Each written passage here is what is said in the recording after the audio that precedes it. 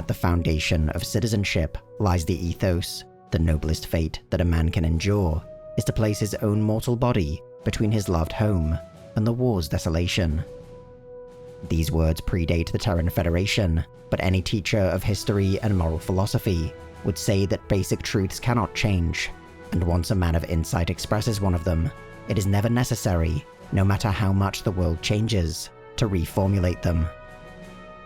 This is immutable, true everywhere, throughout all time, for all men and all nations. But in the interstellar age when Terran colonies span the whole of the galaxy, its citizens are not carried to war's desolation on words alone.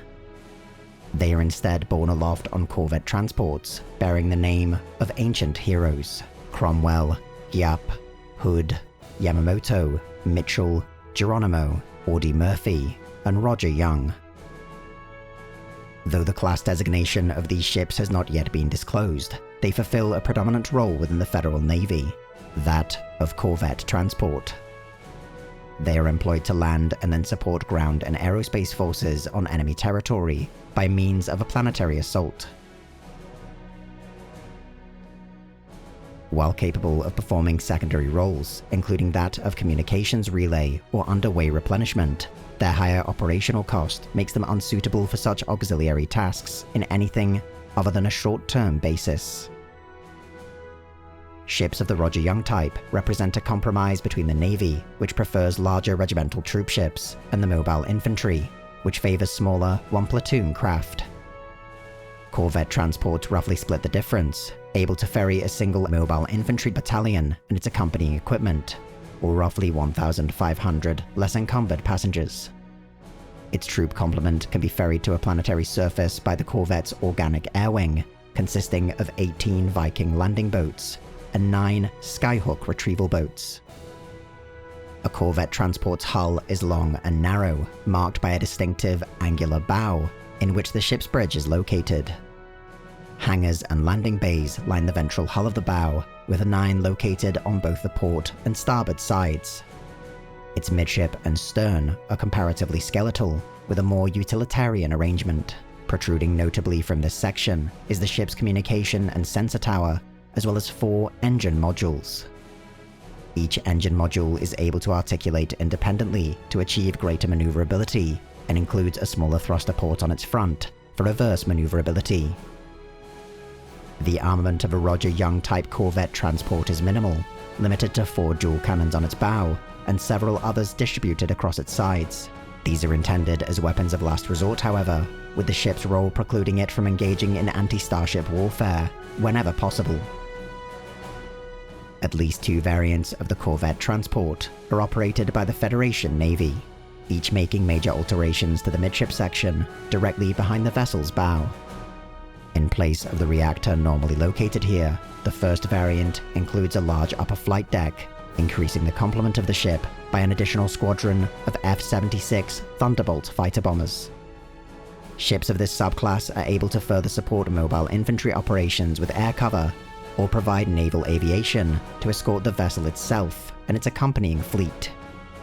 The second variant merely extends the vessel's upper decks, allowing for greater internal ship space.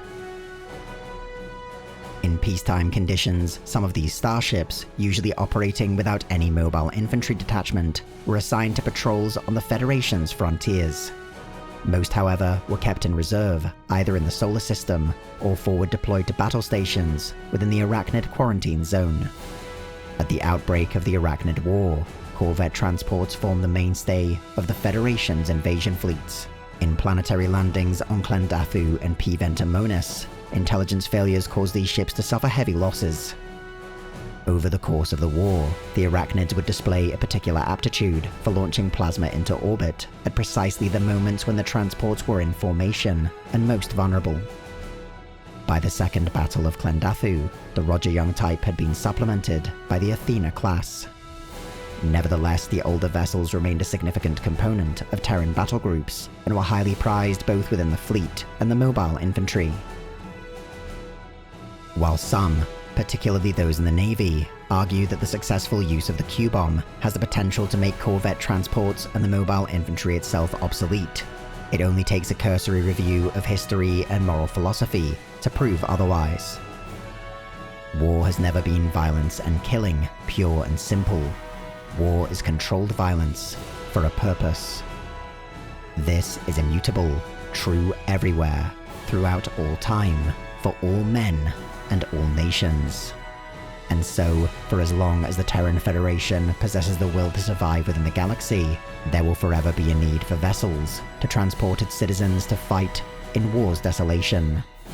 And to the everlasting glory of the infantry will shine the name of Rodger Young.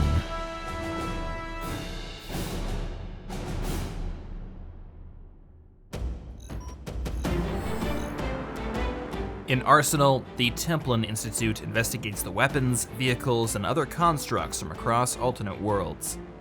If you've enjoyed this video and would like to join the Templin Institute, consider pledging to our Patreon page. Along with increased security access, you'll be able to vote in polls to determine future topics, get custom wallpaper every week, and receive some other exclusive rewards.